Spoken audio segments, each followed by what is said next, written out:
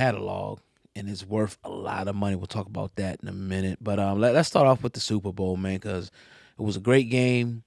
Yesterday, Patrick Mahomes wins his third Super Bowl, second in a row.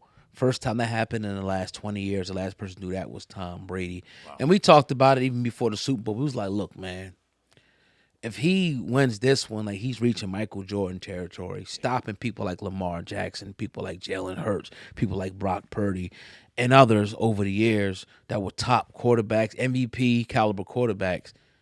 Mahomes stopped them. So, but the halftime show, right? Shout out to the Chiefs, salute to the Chiefs, and that's what I'll say about the Chiefs too. They fans don't really talk a lot of trash. Nope. They don't. You don't really hear Chiefs fans talking like that. Nope. You know what I mean? Like our NFC East, NFC West, we talking some shit. Yes. But that's one thing I respected last year about the Chiefs. Like, they don't really talk trash, so you never really want to go at them like that. Right. You know what I mean? Even though it hurt to lose last year. But Usher, man, he performed. He brought Alicia Keys on stage, Sam, man. Yeah. And the way that he grabbed her, as I can see it on the screen now, had a lot of people going in. Boosie said he should apologize. But Swizz Beatz, the husband of Alicia Keys, actually responded.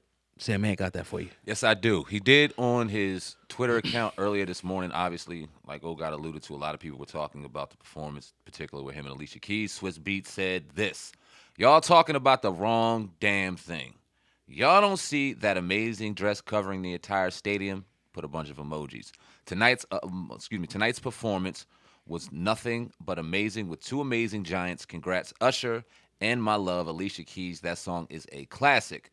We don't do negative vibes on this side. We make history. Go see Giants at Brooklyn, New York Museum. It's open until July. So he basically shut it down. Yeah. He said, we're not doing this negative stuff. We're not running into this narrative. Me and Alicia good. She came home to me last night. All love with the bro Usher. Cut it out. What's your thoughts? Is he sure she came home to you? Nah. Uh-oh. I'm saying. Nah, man, I just think it was overblown. The whole situation.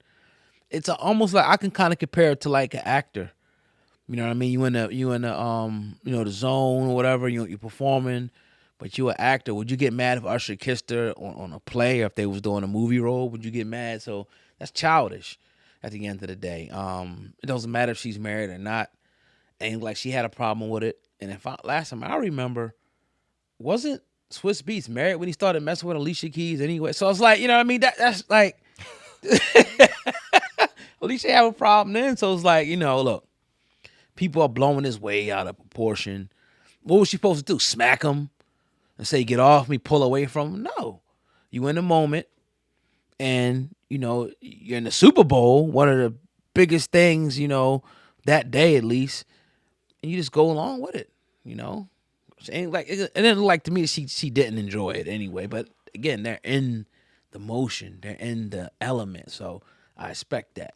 I don't really see it as disrespectful. Like if that was my girl, I wouldn't have seen it disrespectful either. No. I might have like, joked around with him or something when I seen him or something like that. Right. But to get mad about it and go crazy, nah. I wouldn't have got mad at that. You listen to the song. You remember the vibe when it came out. Like, it's my boo. He didn't grab her on You know right. It was my boo. Like, it's supposed to be that type of song. You got a brother out there on the biggest stage in the world at one of the biggest performances in the world that has to put on a show. You know what I'm saying? So you got to be in the moment. And in that moment, that's my boo. Right. You know what I'm saying? I'm going to grab her like it's my boo. Now, did he violate her in any way? Did he inappropriately touch her? Did he Justin Timberlake rip her titty out? No. You know what I'm saying? It wasn't nothing disrespectful like that, but Usher's reputation, especially over like the last year or two, or I will sing the draws off your woman, married, single, not whatever. That's different there though. You know what I'm saying? We go and get this narrative that now people it's easier to run with. Oh, that's not just anybody. That's Usher up there doing it. Right. You know Usher's reputation. And he's in Vegas. You know what he do in Vegas. So I could see how the narrative got blown up the way it did. Do I agree with it? No. I applaud Swizz Beatz for kind of throwing it under the rug and doing what grown men are supposed to do. And I salute it. Now, I want to see the performance because a lot of people are talking about it, and we get caught up in a moment often, especially when we hear any of us perform at the halftime show. The one last year with all the rappers, that was the best of all time. Mm-hmm. Before that, this one was the best, and it's always the best every year, right? But I heard Usher singing in the halftime show. I didn't get to watch it, so I want to talk about that and kind of put that where it needs to be in Super Bowl performances. But I want to watch it first before we go ahead and comment. But what did you think about what we heard? 'Cause I think you were in the same boat as me. Yeah, I'm with that, man. I feel the same way about the whole situation, man. It's just like it's acting, it's a performance. And you made a great point when you said it's on my boo. I didn't even know it was on that song or whatever, but you know, it is what it is. I think it made for a better performance. It makes for a better performance to actually see, the two people engage, especially when it's a man and woman, right? Man and woman engage, for that type of song. And it kind of brings me back to, you don't see those type of even songs no more. Right. Sometimes you do a little bit, but I could just remember, growing up, it was a lot of love music, love songs that made you enjoy the person you was with, or you was hunting for the female so you could remember that time, or your heartbreak song or something like that. Right now it's all club, drug, shaking they ass songs, right? And it was always a place for that. It had it back then when it was the love music, but now it's just dominated with all the degenerate shit like the Ice Spice shit. So you gotta enjoy moments like that where you can go back a Super Bowl and get to hear or see them two on stage live performing my boo. Like Swizz Beatz said, that's history, man. Yeah, man. That's history. So that's how I feel about it, man. Yeah. That was one of the last songs that actually made you feel that kind of way. That started to be one of the end of that dying breed.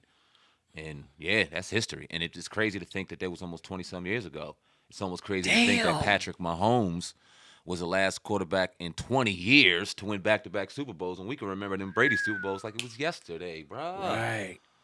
Where's time going, man? Yo, don't take time for granted. I don't know. I know we got a lot of OGs that listen to us, people our age and stuff. But if you young, yo, don't take time for granted, yo. Don't. Enjoy this shit. I mean, you figure I graduated high school 20 years ago now. I'm saying.